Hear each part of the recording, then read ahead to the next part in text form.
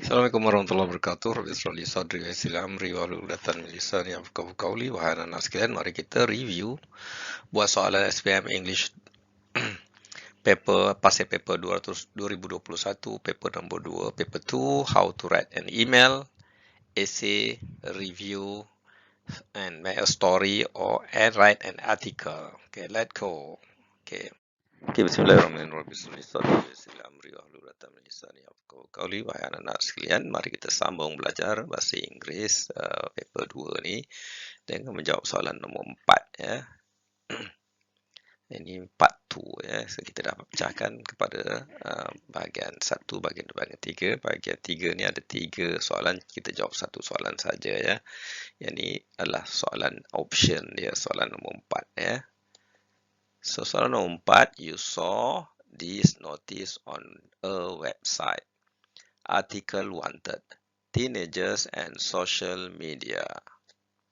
State which social media teenagers prefer. State which social media teenagers prefer. Ni state ni maknanya mana kita nyatakan social media apa ya. So, ada di Facebook,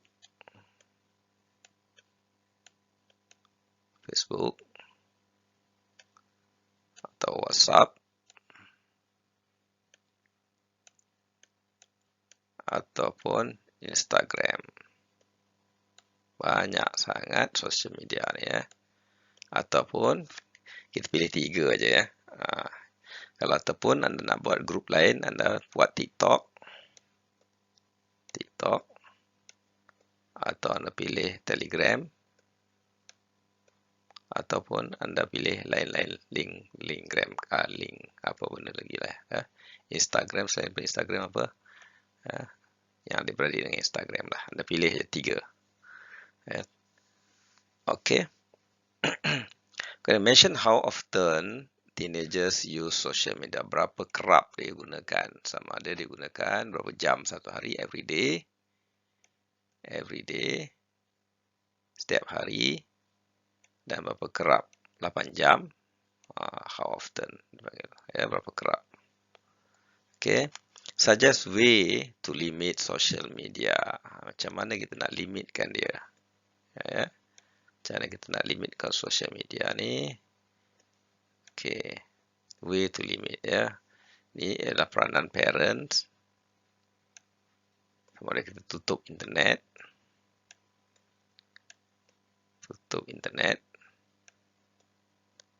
Ataupun kita buat aktiviti sosial. Keluar, makan, sukan. Okay. We will publish the best article on our website. Write your article. Kita punya task apa? Write your article. Okay, mari kita cuba menjawab soalan ini bersama-sama. Jom. Okay. Tajuk kita lah Navigating the Digital Wave, Teenagers and Social Media. Teenagers and social media. Okay. In the age of technology, social media has become an inseparable part of the daily life of teenagers. Yang ni kita tengok dia punya introduction dia. Introduction kita yang kita dah belajar sebelum ni.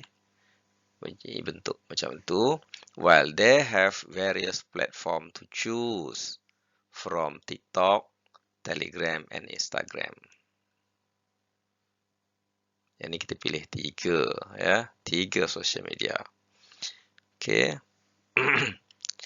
Have gained immense popular among this demographic. Demographic ni maksudnya adalah remaja ya, teenagers ni. Ya, demographic ni adalah teenagers yang kita masukkan. Remaja.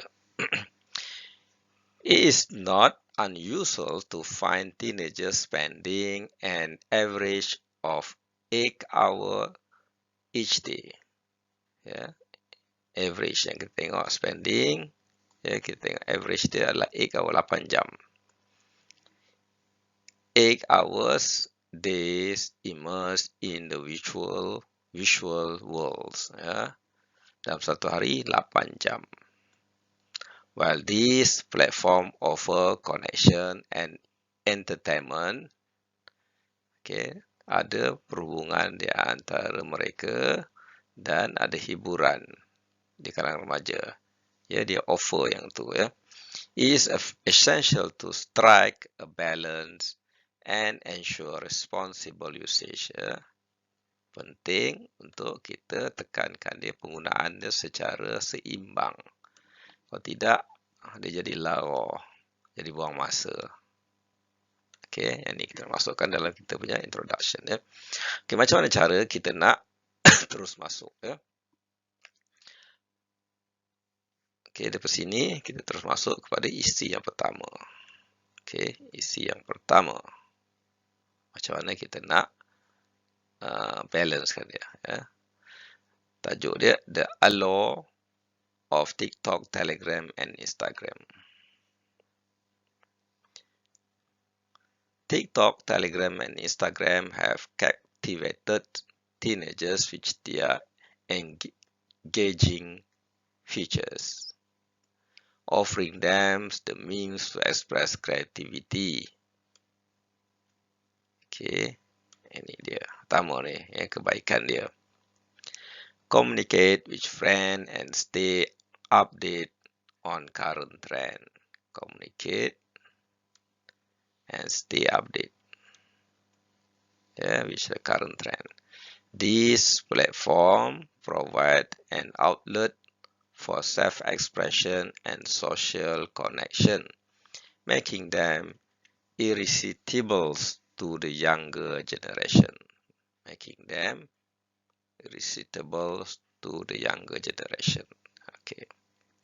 Itu dia, kita bagi dia kebaikan. Macam mana kita nak balance kan dia. Kemudian kita finding the balance.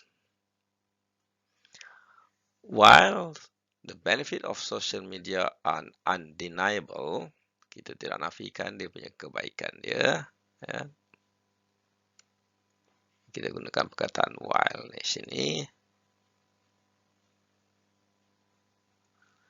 Excessive uses, penggunaan secara teruk ni, secara berlebihan, can lead to negative consequences. Ni menjadi kesan negatif including impaired real world, kecacatan dalam dunia sebenar. Impaired real world social skill and reduce physical activity.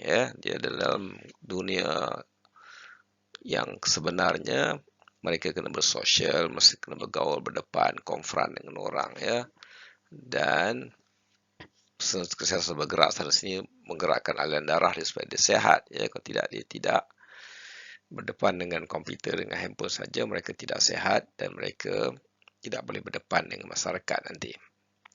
To address this issue, parents can implement strategies to encourage responsible usage.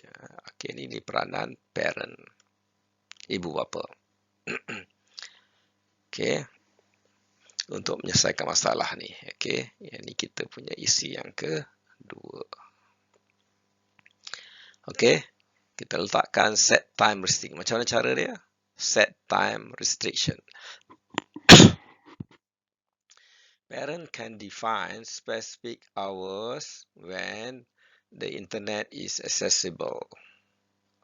Specific hours. Perhaps limiting usage to weekend. This can help teenagers focus on other important activities. Internet access ni, tutup dia sebentar. Pada hujung minggu, tutup dia, jangan bagi main. Kalau kita nak ajak dia keluar dengan aktiviti-aktiviti yang lain. Study break. Encourage a study routine that incorporated short break. For instance, allow 5 minutes social media access after every 20 minutes study. Maknanya kita tekankan di sini 20 minit study 5 minit rehat. Masa rehat 5 minit ni pakailah sosial media, pakai handphone, pakai apa. Lepas tu 20 minit lagi study.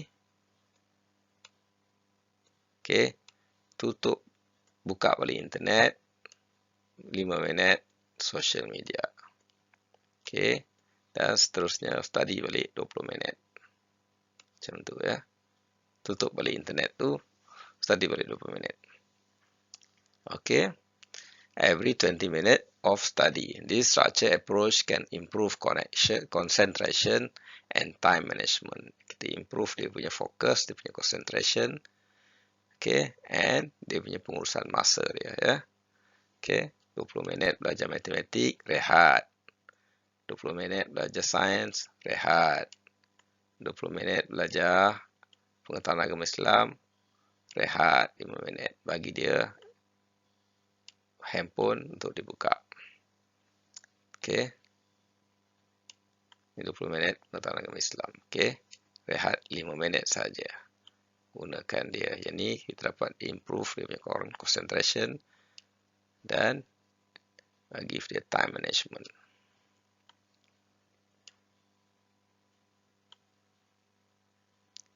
Okey. Promote offline activity. Cara kita nak promote offline activity, emphasize the importance of physical activity, socializing, and in-person learning. Encourage teenagers to participate in family activities during weekend. Weekend pergi keluar makan sama-sama, join club, main golf ke, study at the library, bawa ke library, bawa kedai buku, and engage in sport in evening. Okay. Lepas asar tu pukul 6 sehingga pukul 7 atau pukul 5 sehingga pukul 6.30 pergi main. By fostering open communication, setting a positive example, ni ya, ibu bapa kena tunjuk contoh yang baik. Kalau dia tak main handphone, anak pun tak main handphone lah. And creating opportunities for personal growth and social interaction, parents can guide their teenagers toward responsible and balanced social media. Responsible and responsible, ya. Communicate ni baik ni bukannya dengan cara marah-marah, ya. Communicate dengan baik ni kena explain dengan dia, terangkan, open minded, ya. Ceritakan kebaikan keburukan dia. In doing so, they can help them make the most of the digital world while building strong connections in the real one. Okay. So, they balance antara penggunaan digital, ya, sosial media dengan real punya. Ini adalah kita punya kesimpulan secara besarnya, ya, yang kita buat dekat sini, ya. Kesimpulan dekat sini. Okay. Ini kesimpulan, ya. Ini kesimpulan kita, ya. Ini kesimpulan kita.